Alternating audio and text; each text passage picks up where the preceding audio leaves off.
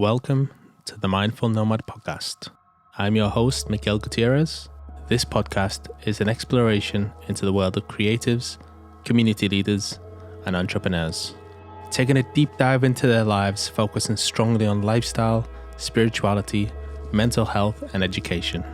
So grab a seat, relax, and join me for this exciting journey through conversations with other mindful nomads. I guess I'll just get straight into it. So this is another episode of Mindful Nomads. You probably don't even know what this podcast is about, Matt, but it's about entrepreneurs, community leaders, people who are doing things outside the box, mindfully, creatively, and generally in the direction about mental health and men and lifestyle. So all of the above, really, not necessarily barber orientated, but we did connect through the barbershop, so we're going to probably talk about barbering and things like that. So yeah, thank you for coming on. Yes, sir. Oh, thanks for having me, brother. A pleasure. Yeah, so we were just discussing before, like it's been 10 years since we first connected. I met Matt in New Zealand when I was traveling around doing the Nomad barber. He shared a part of his story. And it's funny because I still feel like really connected to you, even though we haven't spoke much over the past 10 years, because I'm still checking in and seeing what you do and all the amazing projects you have going on. So, do you want to kind of run down a little bit about yourself and your background and who you are? Thanks, brother. Where do I start? So like most Polynesians or most people who get into the hair industry, we start in our backyards. I was fortunate enough to start in my little garden tin shed in a place called Aranui here in Christchurch, which is on the South Island of New Zealand, Aotearoa. And so, I've been cutting hair over 15 years now. Obviously, I started cutting hair in high school with all my friends for $1 pie, haircut for $1 pie at lunch. But that obviously eventuated into barbering. And so cutting hair was, I enjoyed it. I enjoyed the art perspective of it. I used to get into a lot of hair art. So I used to do portraits of, artists and famous people that I enjoyed their art, like Tupac and Biggie. It was actually my portrait of Tupac that kind of made my work go viral when I uploaded on Facebook over 10 years ago. There weren't many people doing that kind of work. There was Rob the Original, a few others, Jeremy Knott, some of the OG godfathers of hair art. And so as a young Polynesian kid coming up in the barbering game, these guys were my influences. And so as I cut men who were coming into my little garden tin shed, it was listening to their stories. And I soon learnt, what the barber chair gifted me was shame, pain, trauma. My story wasn't unique. My story of family violence, of sexual abuse, it wasn't unique. And so these men, when they trusted me with their outer appearance, they also trusted me with their, their secrets, the stuff that was sacred to them. And so that was the gift of really the barbershop. And so from there, we've started this anti-violence movement, which has gone global. Have written a book, which was a New Zealand bestseller, and it's still making its circles around the world. And it's just gaining traction by the minute. I guess going back to one thing that really stuck with me from the documentary we did was you talking about wanting to serve the man in the chair. And I guess you've gone on to then now serve the community in different ways with the movement. So how did you even get started with it all? It was just, when men will come and sit in my chair, as as a barber, people will just start talking. Often people think, a lot of women talk, but men do talk as well. It's just you need to create that space. And obviously the barber chair was that safe space for a lot of men who sit in our chairs continuously. And it was just listening to these stories. I'm a massive believer that we heal through our stories. As an Indigenous person of the Pacific, from Samoa, my parents came from Samoa. I was born here in New Zealand. We heal through our storytelling, through our stories. And so it was in sharing our stories, first me being vulnerable with my story gave permission for other men to be vulnerable with their stories. And I soon learnt that we were more alike than we were different. It didn't matter whether you wore a gang patch or, uniform or suits. Shame, pain, family violence did not discriminate. And so I started having these conversations with men, it just made me more passionate about creating safe spaces for our men.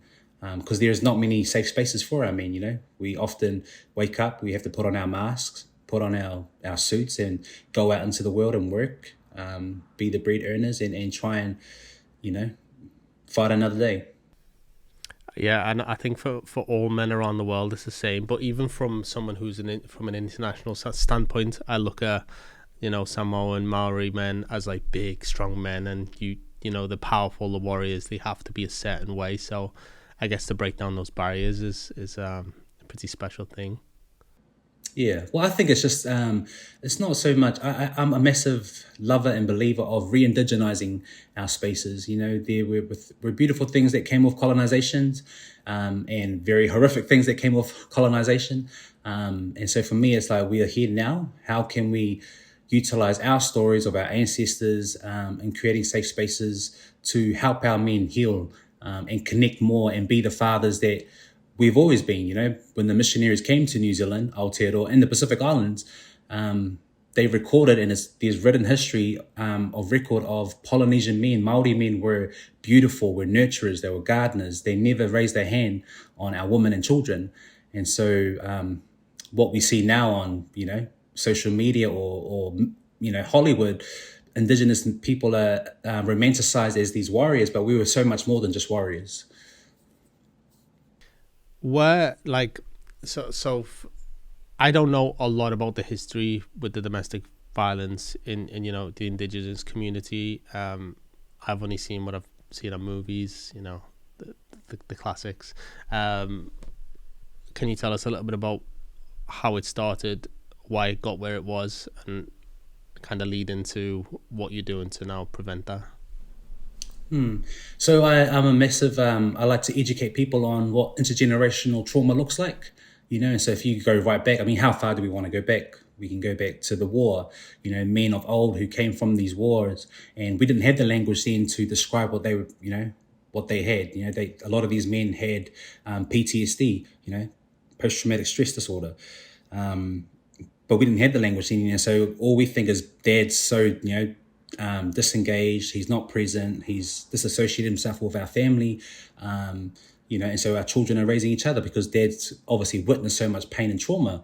And so that generation we call the generation of the school of hard knocks. You had to harden the fuck up and get on with life. We just came back from war, so what have you got to cry about? Be grateful that we served our country, our nation.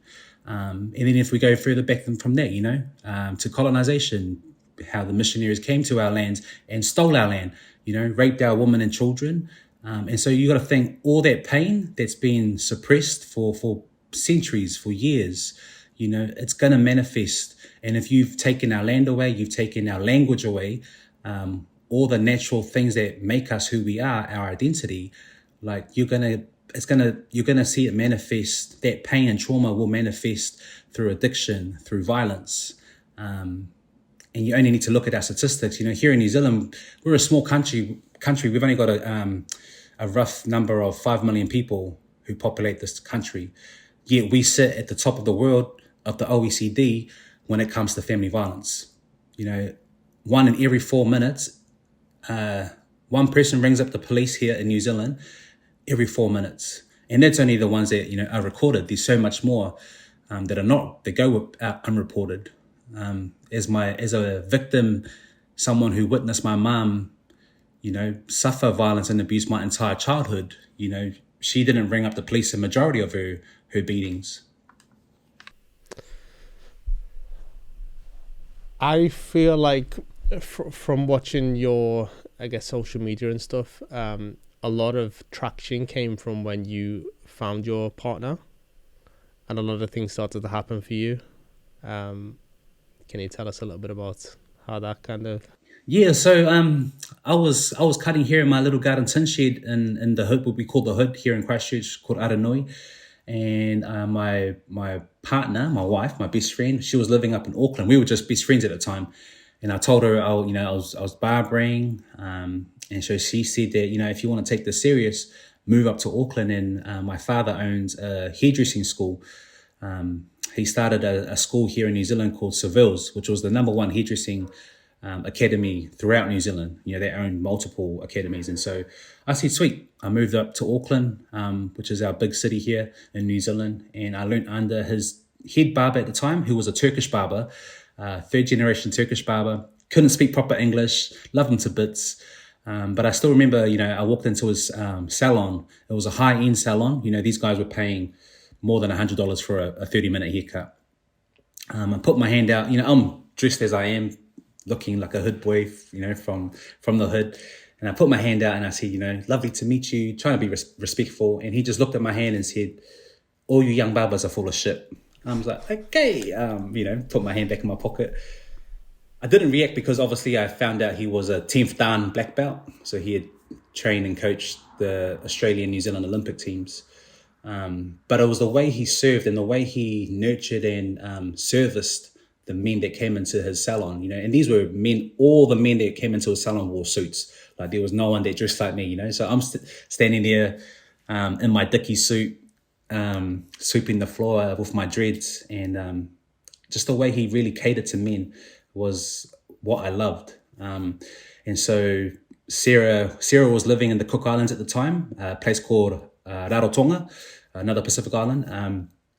And I said, I came back to Christchurch and I said, my barbering is out the gate. Like I'm so busy. I'm cutting from 6 a.m. to midnight every day, 6 days a week. Sundays I took off. And I said, I need help. I need someone that can help me grow it. And so she was coming back to New Zealand. And I said, would you be interested to come to Christchurch and help me with my business? And so she said, yep, I'll come. I'll give you a year. I'll give you 1 year. And so she did. And by the end of that year, I asked her to be my girlfriend. I thought it was a good business investment. But I fell in love with her. I loved her. We were best friends for 4 years. And, my clients always said, oh, you guys are so together. You guys are, you stop pretending that you guys are just friends. You guys are so much more. But we weren't due to my past, both of our upbringings, we had trust issues, And so we were strictly friends for 4 years. She had a daughter, Oceana, at the time, who was about 6. And I loved her to bits. And for me, I really had to tread carefully. I didn't want to be a guy that led Sarah on and, then broke Oceana's heart. And so I was really careful. I treated carefully with both of their hearts. And I suppose I try to be tender with it. And so when Sarah was looking at moving back to Auckland, I asked her to be my girlfriend. And she said to me, her words were very poised and straight to the point, assertive. She said, I love you, but you need to check your ass into therapy.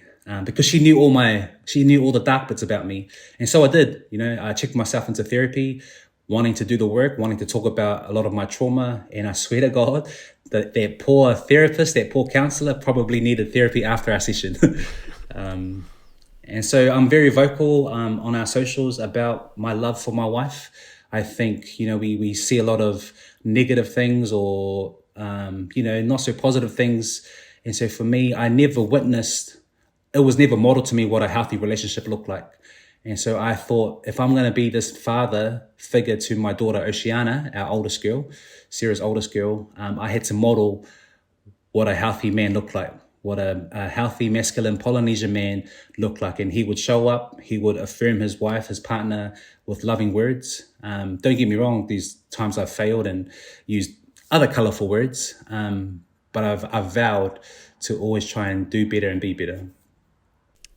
Going back to what you said about going to therapy, I'm a big advocate for therapy. I believe, men should take that initiative. And even if you're just told to go to therapy by someone who can see from the outside that you probably need it. How was your experience, actually just turning up to that therapist's office and, experiencing it the first time around? I think for me, I was hungry. I wanted to heal. I wanted to do better. I didn't want to transmit my own pain and trauma onto this new relationship, and especially onto Oceana, our oldest girl, Sarah's oldest girl. I didn't want to transmit my pain. And so I was hungry. I was thirsty to really do the work. And so I just literally sat in that chair and I just vomited everything to my therapist. And obviously it took time to unpack all of those, layers. But since then, I'm a massive advocate for therapy as well. And I think you have to find the right therapist Don't just go to one, and if it doesn't suit you, or they didn't help you, like, go find someone else. There is someone out there for all of us. And I mean, for me personally, I have about 4 different therapists I'll go see for different things, that I'll talk about. I have my Maori therapist who will talk to me about, Maori people and being part of this land and learning things, how they heal. I have a Samoan therapist who's, one of the top. He works for, what do you call it? He works for government in high places here. United Nations, sorry, that's who I was thinking of. I have all these different therapists. I have my, English therapist who's ruthless, straight to the point, doesn't beat around the bush. And I love that, I don't like to be coddled. I rather hear, exactly what I need to do. And so, yeah. And then I have a female therapist who's very like gentle and nurturing and, knows how to sit with me in my grief. And because there's been a lot of grief in my life. And so trying to navigate that has been so freaking difficult. I think that's an important point as well that you made, is that the work is not always just done. It can still be ongoing. There's still work to be done. Some people do turn up to one therapist, have a bad experience, or don't kind of, connect with that therapist in the right way, and they give up. Whereas I know that at some point I'm probably going to have to go back to therapy for something, Yeah. And I think it's always good to I check in to my therapist every 2 weeks, It's good to have these tools in our toolbox, in our toolkit or in our barber kit, so when a rainy day does come or when shit does hit the fan, we can pull out the right, insight, the right truth coach, the right tool to tackle what, we're facing. We shouldn't just go when we're in the dumps or in the trenches, It's always good to check up on your mental health. Definitely. So I know you went on to open your barbershop and then recently closed it. Yes. Yeah, it was. I didn't ask too much about it when I saw you post about it, because I knew I wanted to do it on a podcast. So I know as little as anyone else listening. So what was the journey with that, and why did you end up closing it? Man, like the barbershop has gifted me so many beautiful spaces, stories that I will forever hold for the rest of my life. It's helped me heal, hearing the stories of many men who have sat in my chair over the last decade, gifting me their stories and their pain and trauma. And it's been the best gift ever. The reason why we concluded to closing the shop was because we started a movement called She Is Not Your Rehab, which was founded in the barbershop. She Is Not Your Rehab is my invitation. It's my story of witnessing family violence as a child, witnessing my mum be a rehabilitation center for my father. And so it's my invitation to men who sat in my chair, who came to our barbershop for therapy sessions. Your childhood trauma wasn't your fault, but your healing is your responsibility, because what you do not transform, you will transmit.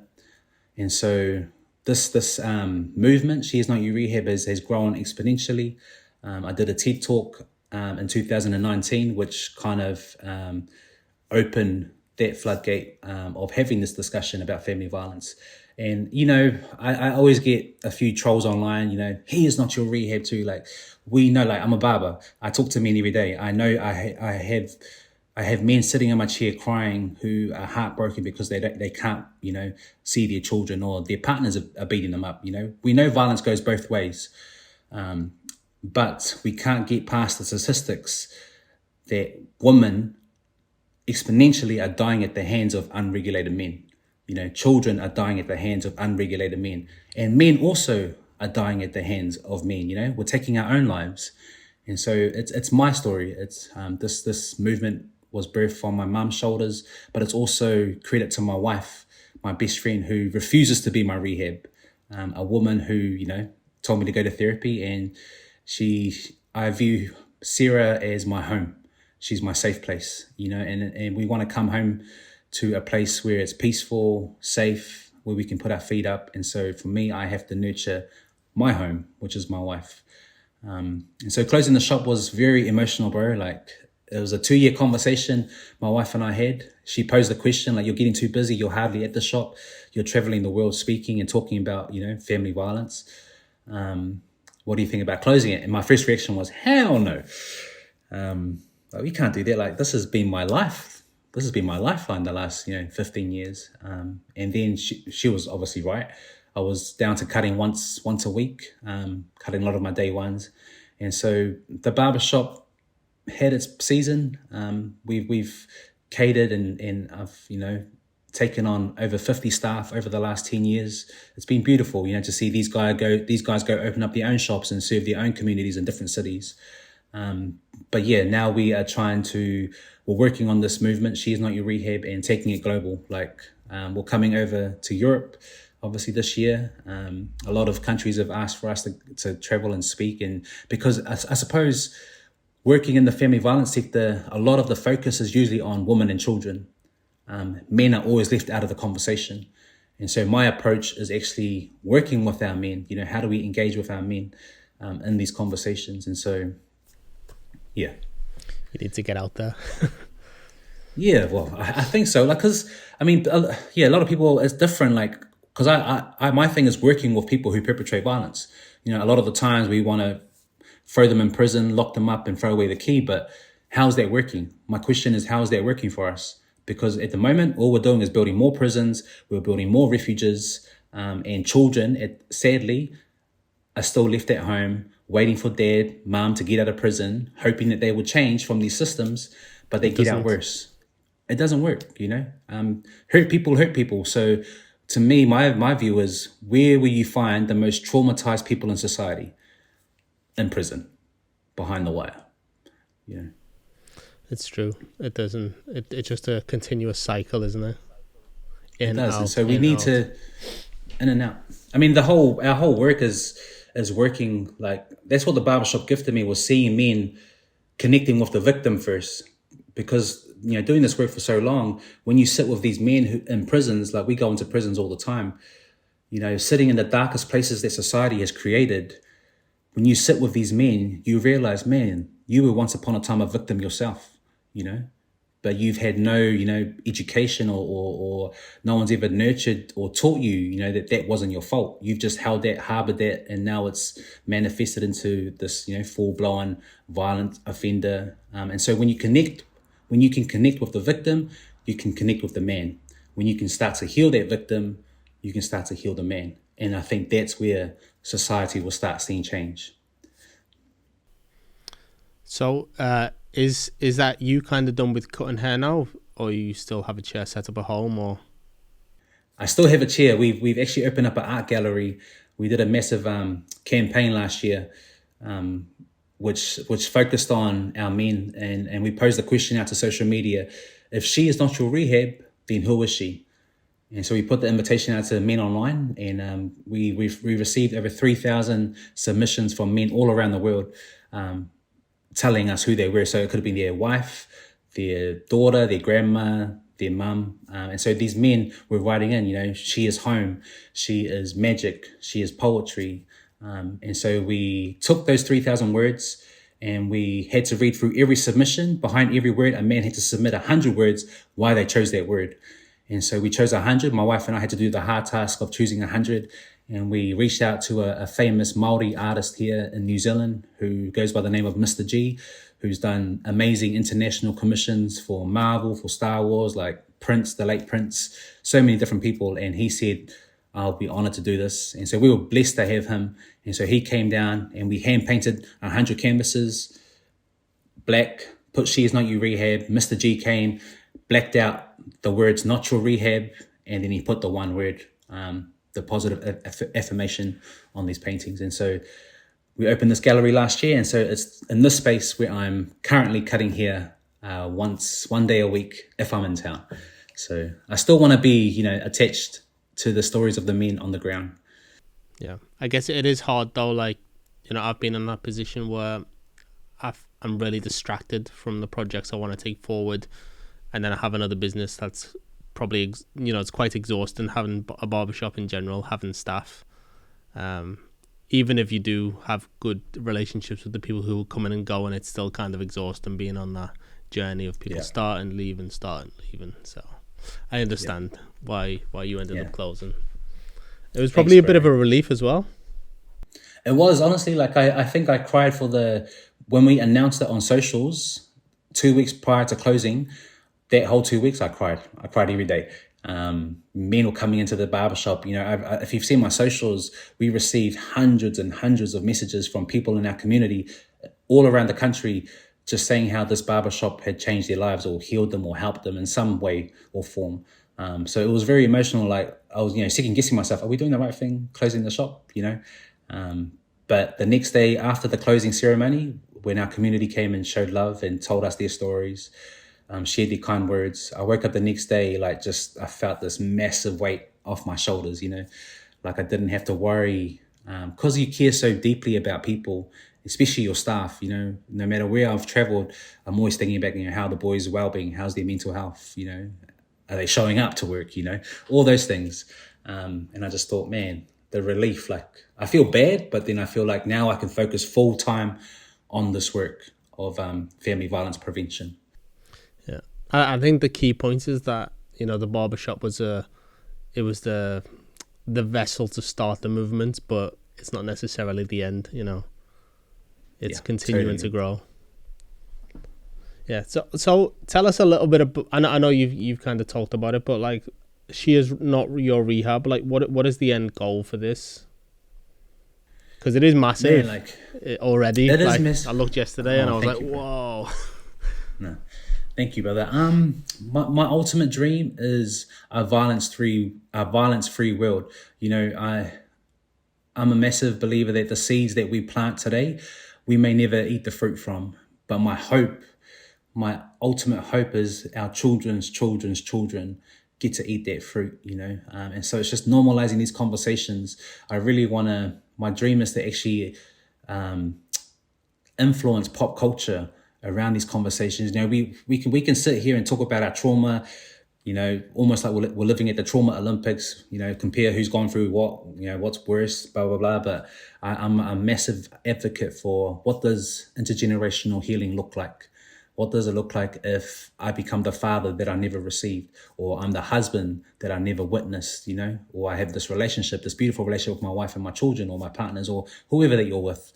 And it's bringing those stories to the forefront, especially my Indigenous community, our Indigenous people from all around the world, where our stories have been robbed, stolen, or if they are told, they've been whitewashed and, exploited.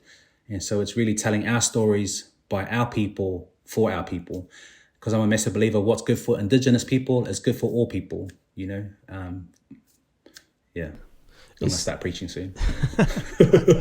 Well, I if I remember right, you were quite religious, right? Word is the word. So on my journey of re-indigenizing that space as well, being a Samoan and then knowing what I know now, my faith did save a lot of my going down that dark path, which I'm forever grateful for. But it's now evolving and learning more what does God look like? And so for me, God is love. God is everywhere. And so my relationship with God is a beautiful thing that is still evolving as I am learning. And so for me, I try and view God as, when I was naked, did you clothe me? When I was, hungry, did you feed me? When you can do it to the least of these, you do it unto me. And so that's how I try and view God now. Yeah. But it's not necessarily a set religious path, or it's not necessarily a building. Not necessarily a building. I think God's too big to confine in, 4 walls. Yeah. And that's the important thing as well, is that you've continued to change what your thoughts about that is, as you learn and grow and understand more about yourself and your relationship with the world. So I think that's pretty cool. Totally. Some people are so, set on this is right. That's what I was taught from birth, and that's all it should be. Oh, totally. I mean, I can go down this massive rabbit hole, but, I won't. But my thing is, even for me as a Samoan, when the missionaries came to our beautiful island in Samoa, we had a covenant between brother and sister. So domestic violence was never a thing in Samoa until the missionaries came, unfortunately. That book is a beautiful book, but in the wrong hands, it's it's weaponized. It has been weaponized and continued to be weaponized. And so we had a beautiful covenant in our beautiful island, Samoa, my parents' island where they were born, called Whiangainga. So Whiangainga means the covenant between brother and sister. If you had a daughter in your family, you were labeled, you were thought of as blessed, and so it was the brother's duty to look after their sisters, to never raise a hand on their sisters, wherever the sister went, the daughter went, the brothers had to follow behind. So this was a covenant. And it wasn't until the missionaries came with, with the book, the Bible, and they said, no, this is blasphemy. This is, women should not be above men. God's first, then man, then the family, then the woman. And so due to that perspective, domestic violence started. And so it was never really a thing, and that's recorded. That's been recorded. I think with a lot of pretty much all colonization around the world came conversion of religion as well, forced upon, which is absolutely crazy. So yeah, that's partly one of the reasons I'm not like particularly strong faith in any particular religion, because I'm like, well, if people were forced back in the day to believe something, then yeah. Anyway, that rabbit hole goes deep. It goes really deep. But my thing is I think we need to have nuance and understanding of people. Like if that works for you, awesome, But I think it did come at a massive cost to my people. The atrocities that happened to our people, especially the people here in Aotearoa, the Indigenous Maori, stories that weren't recorded, And so you gotta question, like when people say, "Oh, religion saved you guys from, from cannibalism." I'm like, I'm pretty sure cannibalism was strife throughout the whole world, humans eating humans, but, each to their own. But I think, who's telling our histories? And so that's why She Is Not Your Rehab. It's bringing our stories to the forefront by our people, for our people. And is Sarah Indigenous? Yes, so Sarah is Indigenous. She's Māori. She's New Zealand Māori. Her iwi, her tribe is Ngāpuhi and Te Rarawa, so up in the North Island. It's what I always look at, Indigenous Maori Samoans. I'm just like, that's fucking coolest. They're just the coolest. Especially when I was looking at the AI ones you've been posting. You've been posting the AI composites, like renders of Maoris as superheroes and stuff, and it's so cool. I also saw that you got a message from The Rock. Yes. For your son. Yeah, so that was one of our campaigns, like every White Ribbon Day, which is violence prevention towards our women, which started in Canada. So every White Ribbon Day, which is in the month of November, we do a campaign. Last year's campaign was our art gallery, the Huashi Art Gallery. And so I think it was 2 years ago, we did a campaign for The Rock. My wife actually came up with this idea, how about for this year's campaign, we write a letter to The Rock. And I'm like, The Rock? What better man to lead this conversation than the strongest man in the world, And he's Polynesian, he's Samoan. And I just said, babe, I love your ambition, but he is not going to respond. But her intention was, it's not about him responding, it's about getting our Indigenous people from all around the world engaged in the conversation of domestic violence, because all of us came from a woman. All of us came from a woman. And most boys, we're all mummy's boys. We love and adore our mum. Majority of us do. And so, we did a little campaign using my son. My son hustled. He's very his mum's brain. He hustled us $100. He goes, if you guys want me in this, you guys better pay me. So he hustled his mum $100. And so you can find it on YouTube or on our socials where we wrote this letter to The Rock. And we didn't put too much energy into it because not long after that, my mum passed away to cancer. So I was very in my grief mode. And so we're doing this, we're filming this. We filmed this all ourselves. And 2 weeks before my mum passed away, my mum, my mum's always, she's very private. She's very Samoan. If you know a Samoan mum, she's a very Amadea, Black Americans will call them. She's like, son, why you gotta tell, the sad stories for about, our home? Like, tell the happy stories.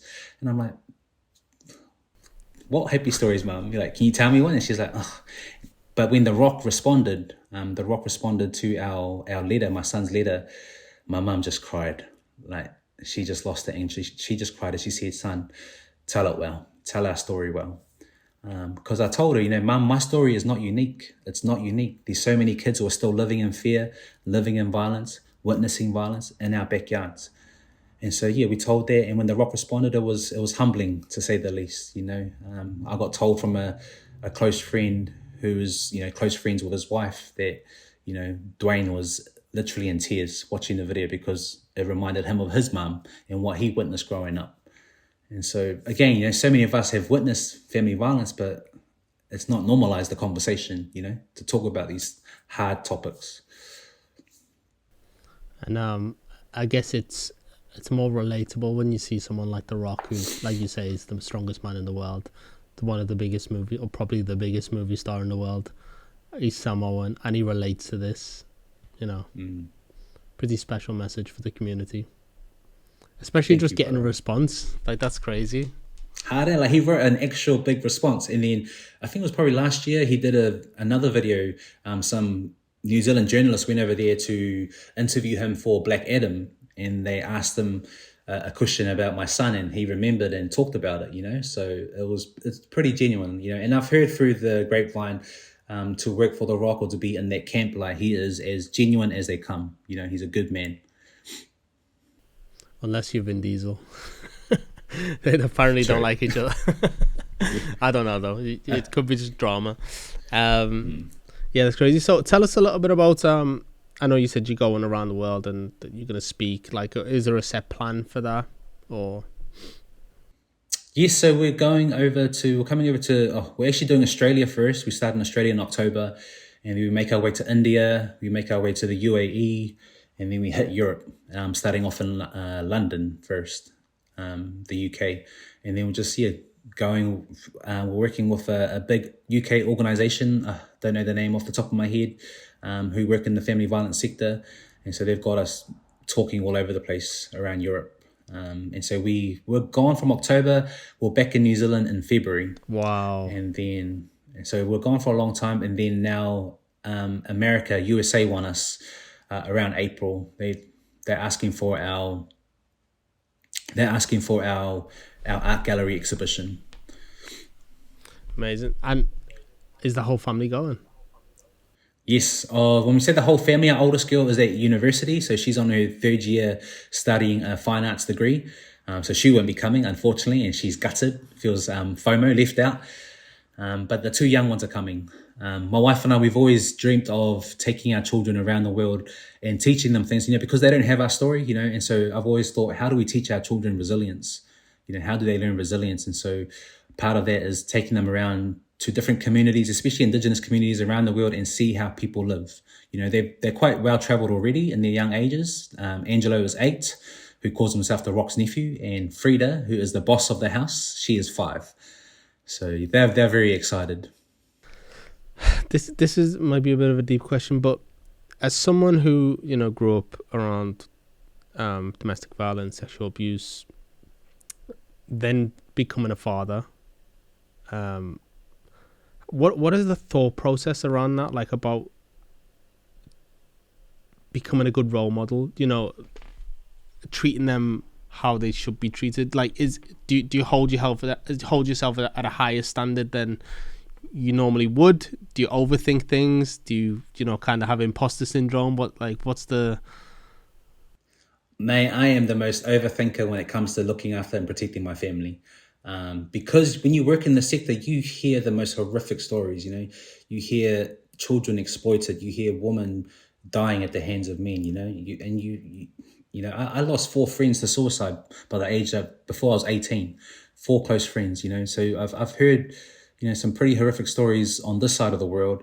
When my son was born, when he came out of his mother, this little thing who was this small, and all he did was cry and shit, but it was love. It was love at first sight. It was love at first sight. And I thought to myself, how could anyone want to hurt something so innocent and so precious?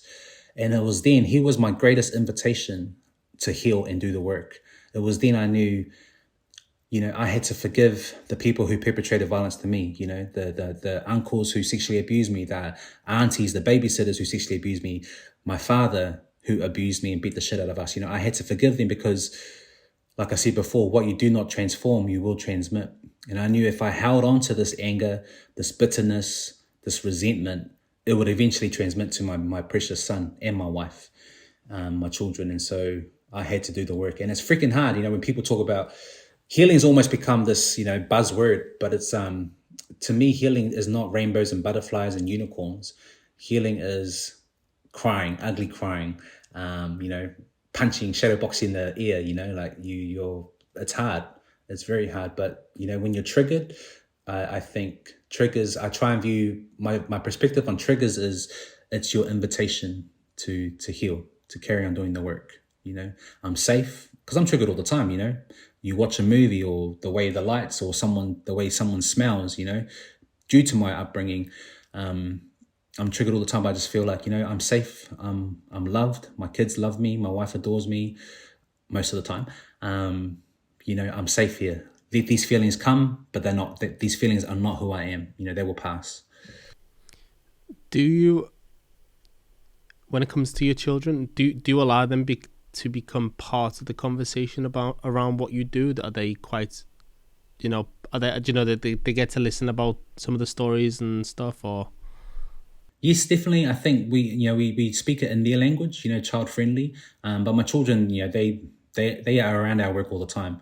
My son is very emotionally aware, more aware than most kids his age. And so I think it's important, my kids, a lot of parents may disagree with me, but, when you've seen what I've seen and experienced what I've experienced, my children are not allowed to stay at other people's houses. There's no sleepovers. And that was hard for our oldest girl, Oceana. She would always cry, kick the wall, argue, complain. And I would always say to her, like, it's nothing to do on you, darling. Because research has shown people who sexually abuse and exploit children, it's not the stranger danger concept that we've come up with. It's usually a family member or a friend or someone that we know. And so I said, I can't take that risk. And I would always say to her, if your one trauma in life is that dad was strict with you with sleepovers, mom and dad were strict with you, I can live with that. But I can't risk your sovereignty, your innocence being stolen from me, not under my watch, under my watch. And so when she turned 18, we was like, what do you want to do for your 18th birthday, darling? And she said, I want a sleepover. I was like, oh, freaking heck. And so she did, she was 8, she turned 18, she had a sleepover with friends. And, that night her poor mom was, anxious. She couldn't sleep. She was worried, as any parent would be. And then she rings us up at midnight crying on the phone. I'm like, heart racing. I was like, what's wrong? What happened? And she said, I just want to say thank you. I was like, are you drunk? I was like, no, I just want to say thank you for being good parents. I said, okay, darling. And she goes and she said that her friends couldn't believe, so her friends that she was staying with, she couldn't believe that her parents, they asked her your parents are so strict. Why have they never allowed you to do sleepovers? And then she told them, because my mum and dad and they work in this sector, they hear so many stories. And all her friends, her group of friends, all sat there in a circle and they all started crying. And she's like, why are you guys crying? She said, we wish we were protected. Each one of her friends, before they were 18, were sexually abused, were touched. And so I just can't risk it. Sorry, call me a strict parent or, label me that, you're not trusting your children. I trust my children. It's people out there I don't trust. And like you say, now you know the work and first-hand experience, that quite often it's someone who's very familiar with the person or has become very familiar with the person over time, Yeah, very familiar. And, for me, as a boy, as a Samoan Polynesian big man, as a young boy, we were abused physically. So our dad raised us to be tough. We played rugby every weekend. We were tough, but one of my abusers was my uncle who had pinned me down and did the deed. I couldn't get out of that, So it's not that, teaching our children to be assertive, yes, that, but then we also need to protect our children, they're innocent. To be shocked in someone taking advantage of their body physically, that's a shock to the system. So they either freeze or they run away. And most of the times we can't run away because we're overpowered.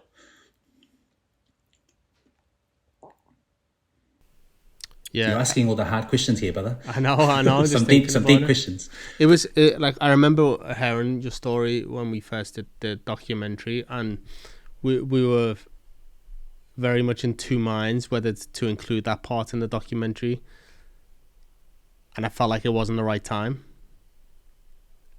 More, especially what was in line with everything else in the one documentary. I felt like a lot of people, it might be a shock to their system, but in hindsight, maybe I should have included it, and maybe at some point, we should make a little short video about it for you, allowing you to share it. But 10 years ago, the 10-year anniversary of Matt Brown. Man, yeah. That was beautiful. It was so beautiful to meet you and seeing your journey. Like you were the barber that, like, wow, this guy's doing the dream job, meeting all these barbers around the world. Like, it was so cool. I was super honored to meet you, that you wanted to come visit me all the way in Little Christchurch and put me on your platform. So, very humbled and very grateful for the opportunity, and still to be connected to you, after 10 years through socials, here and there, commenting here and there. Like, it's super cool. Yeah, it's a funny community, because I think a lot of relationships were built around that time when barbering became so prominent. But at the same time, the people who were going to make moves started to make moves, and then we all became super busy, and then everyone went off in different directions and went through their own stuff. And I know, like, I've been on my own personal journey and stuff, so with business and mental health as well. So that's kind of one of the leading points to then creating this podcast. Awesome, brother. So kind of going back to yourself, not the project, how do you on a day-to-day basis deal with your own mental health and the pressure from the outside, the outer world? Honestly, like, I'm pretty good because I'm an introvert. So I'm not really a social bunny. Like, I like my own space. I'll get up in the morning, spend time with the kids, take them. Well, I'm actually quite busy. Like, this morning I woke up early. I have my own counseling business online. So I sit with men, especially in the construction sector. Here in New Zealand, so our highest suicide rates are in the construction sector. And so I'm working with this organization, this company here in New Zealand, who have funded my company, to give free therapy. Because therapy is inaccessible for a lot of our people, especially in this day and age. Here in New Zealand alone, you're looking at $150 per session. So, my mental health or feeding my family and paying the bills, like, of course, this is going to take, precedent. And so we wanted to make it accessible. And so some companies have jumped on board and funded these, free sessions for a lot of men in that sector. And so one thing I like to do is start my own rituals. I go to the gallery, sit there, have a coffee, and just have me time. Just sit there and do some breath work or some meditation, breathing, and then I do my work. I love being creative. Obviously now being online and content creating with our new project that we've got in the works. And then I'm straight picking up my kids at 3 when they finish school, spend time with them. My children fill my cup. Like, they so fill my cup. I think it's just seeing their faces and seeing that they live such a different life, complete opposite to what their father lived. It's so uplifting to me. And then, make dinner, because wifey is very, very busy. She is an entrepreneur, a businesswoman. And so I'm happy to be, like, I'm living my dream, being the father that I never received. And so I would usually make dinner. Wifey, if I'm lucky, wifey will make dinner because she's a better cook. Super grateful when she does cook. And then, put the kids to bed. Wifey, it's her job to put the kids to bed. She'll read them a book to bed. And then I spend time with my wife at night.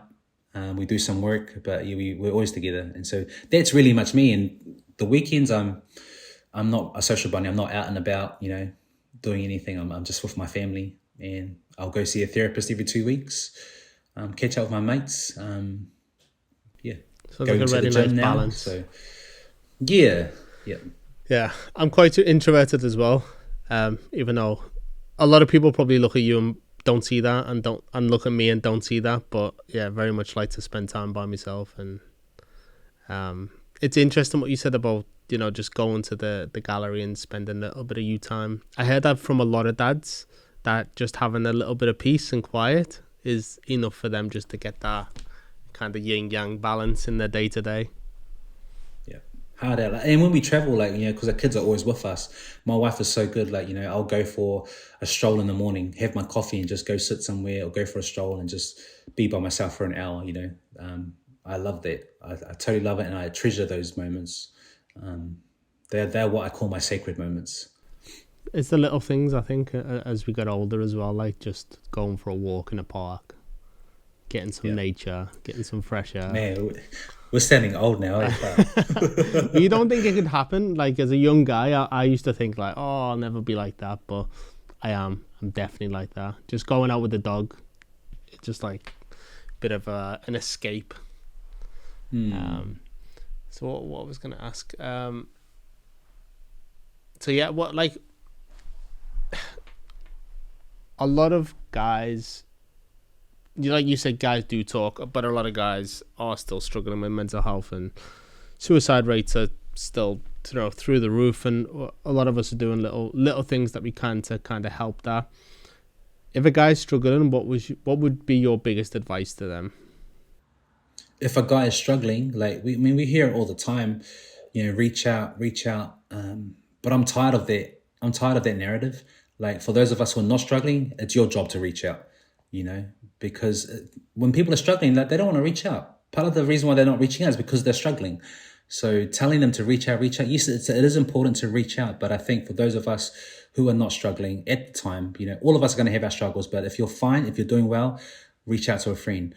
And don't just, like, that's the beauty of what the barbershop really gifted me, was your being inquisitive, being curious about people, you know, asking stories, asking them questions. You know, how are you? We usually start with, well, how are you, bro? How you been? You know, but I come back to full circle to that question. Give me 10 minutes cutting your hair, I come back to that. So how are you really? Like, I really want to know how you are. I've learned that usually the things that we are the most uncomfortable or we don't want to do is usually the best things, you know. So leaning into those conversations, those uncomfortable conversations, those awkward conversations, because the worst that's going to happen is he's going to tell you to shut up, or he doesn't want to tell you how he is, you know. But I think someone giving a crap, someone actually even caring to ask genuinely how you are, you know, it's the reason why I became a barber. You know, my first experience at the barbershop was, I was 10 years old when my dad took me to the barbershop, and, you know, I asked the barber to give me Dwayne "The Rock" Johnson sideburns. You know, back in the 90s, The Rock had big sideburns, you know, big chops. And when the barber gave me that, I thought I was the man. I thought, man, like, you listened to me. I felt, when I walked away from that barbershop, I felt important. I felt seen. I felt, you know, someone had listened to me.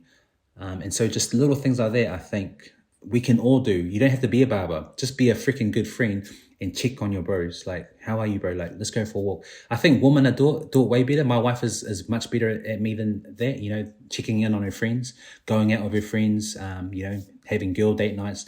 Us guys were hopeless at that stuff. And so I think we really need to create this new culture of men checking in on their boys and going out with their boys, going for a walk, you know, going for a drive around the hills or wherever with your mates. Those things are lifelines to a lot of our men who often struggle silently. How were you growing sideburns at 10 years of age? I still can't grow them. See this, bro? I'm a hairy man. It's weird because my dad is Samoan, Scottish, Chinese. Wow. Know? So he's a real mix. And so he's like hairless. And so my mum's side, you know, she's Samoan, German. And so I think I get my hairy side from my mum. Wow. Have you done a DNA test to check your numbers? No. I've got the box upstairs. I've got the ancestral testing, but yeah, I haven't done it yet. So yeah, it's pretty interesting when you do it. It's like, wow. I did. Go on. Sorry. Oh, because where does Miguel come from? Is that like Spanish or? Yeah, it's from somewhere. That's from South Chile. American. Chile. That's right. So we never knew how much, because South America is pretty much indigenous until the Spanish and, you know, Portuguese colonized. So we never really knew. You know, you can look at family members and go, yeah, there might be a little bit indigenous.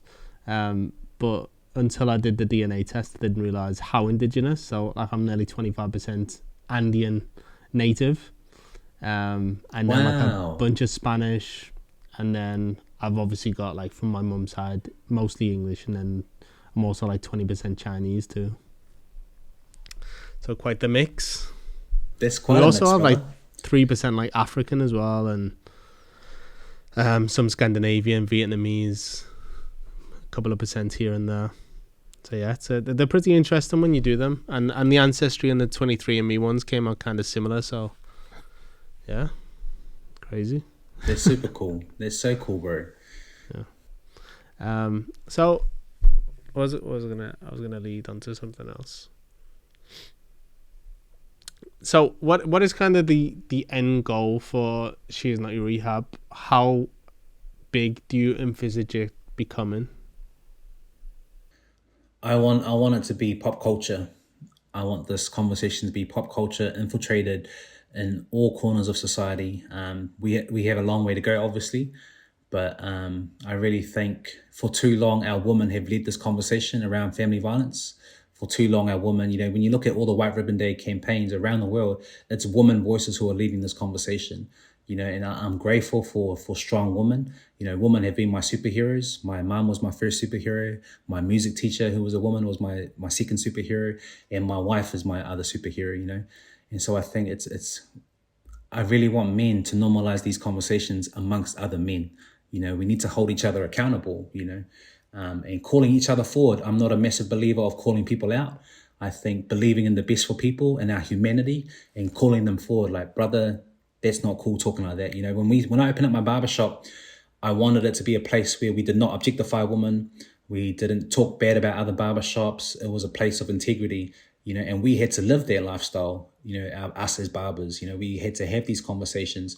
Because I think, who am I to do this work with? The men who sit in my chair, if I can't do this work with the men who I work next to, or I can't do this work with myself, who am I to do this work with men if I can't do this work within myself? And so I really want this to be infiltrated through pop culture, through culture, that it's normal to talk about this stuff. And it's normal to show up and be a better man, a better dad. And I'm living proof. I'm living proof that it's possible to be the father you never received. It's possible to be, a kid who grew up in a state home and experienced violence for the first 15 years of my life, to then go on and be more than a statistic, be more than what some teachers labeled me, a dropout or a gangbanger, all these things. Like, it's possible to be everything that you never witnessed or received.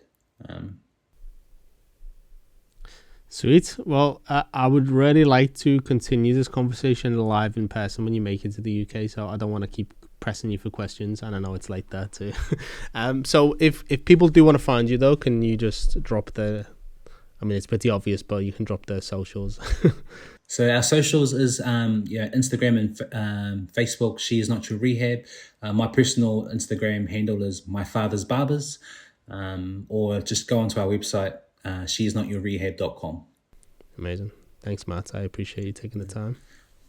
Honored, brother. Lovely to talk to you and connect with you again, bro. Definitely. And I look forward to coming in person and giving you a hug.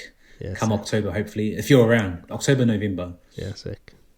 Yeah, I remember you give the best hug, so I'll be waiting. It's these Samoan love handles, bro. Thanks, bro. Okay, thank you, brother.